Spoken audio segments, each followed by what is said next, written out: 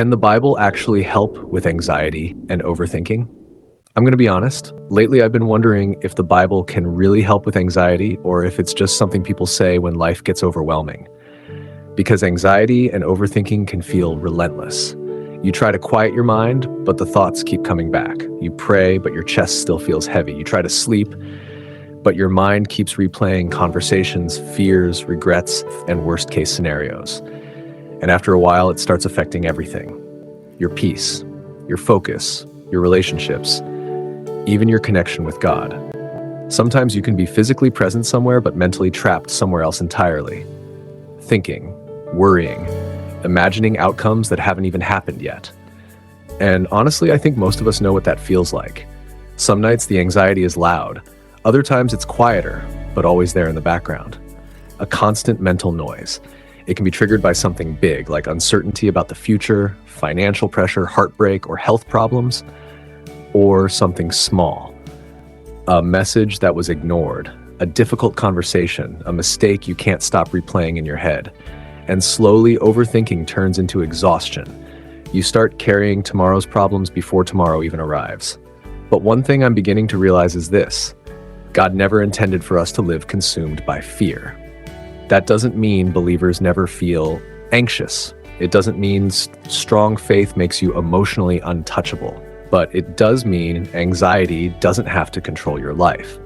One of the most powerful verses about this is in Philippians 4, verse 6-7. Do not be anxious about anything, but in every situation, by prayer and petition with thanksgiving, present your requests to God. I used to read that verse and wonder, how is that even possible? How do you just stop being anxious? But I don't think this verse is telling us to pretend our struggles aren't real.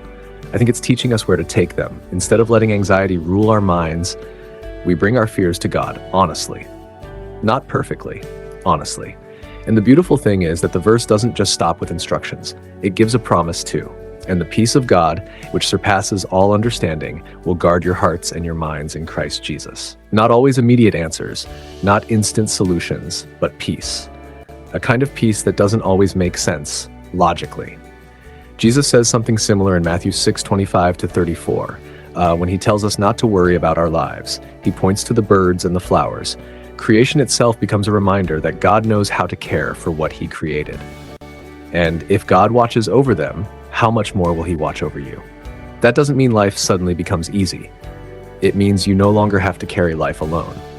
Another verse that speaks deeply to me is Isaiah 41, verse 10. Do not fear, for I am with you. Do not be dismayed, for I am your God. I will strengthen you and help you. I will uphold you with my righteous right hand. There's something comforting about knowing God doesn't just command peace. He stays present with us inside our struggles, even in the middle of panic, even in uncertainty, even when our thoughts feel louder than our faith.